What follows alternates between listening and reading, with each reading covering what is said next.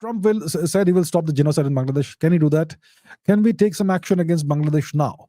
Trump has not said that he will stop the genocide in Bangladesh. He has said he strongly condemns the barbaric violence against Hindus and other minorities in Bangladesh. And I'm sure he can apply sufficient pressure on the government of Bangladesh, on the not the government of Bangladesh, but the illegitimate Mohammed Yunus regime.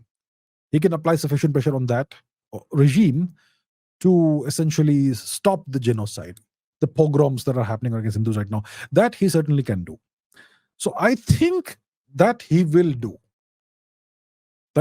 I'm sure the first time Mr. Modi and Mr. Trump speak after he becomes the president, after he takes the oath of office, they're going to discuss this. I'm sure they'll discuss it even before that. So that will definitely happen. Can we do something about it? We can't right now because this is a US vassal state. This is a US client state. You do something, the Americans will, throw a tantrum, throw a fit, and they'll do things that will not be pleasant for you. So we can't do much ourselves right now, but we can certainly use the good offices of our friend, Mr. Donald Trump, and have him intercede.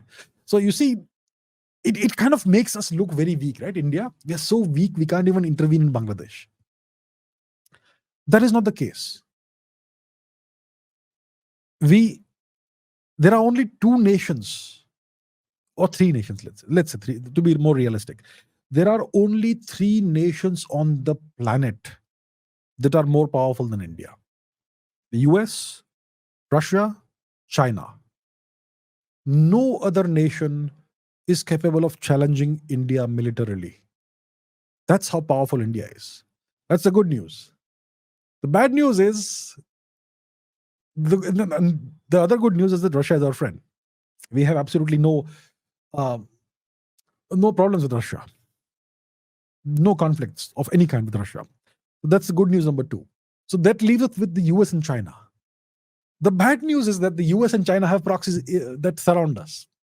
And that's why we cannot take action against those proxies. East Pakistan, West Pakistan are US proxies. Nepal is kind of 1 foot with the Chinese, 1 foot with the Americans, right? Sri Lanka, well, kind of controlled by America to some extent. When it comes to Burma, civil war between the US and China going on there. And when it comes to Maldives, pro-China. So we are essentially surrounded, encircled by proxies of the two most powerful nations that are more powerful than us. And that's why we look like we are helpless in the subcontinent. If those nations, the US and China, did not have proxies in the subcontinent, we would be able to do whatever we wanted. But that's not the case. So right now we can't take action against Bangladesh, but we can certainly have Mr. Trump do something about this.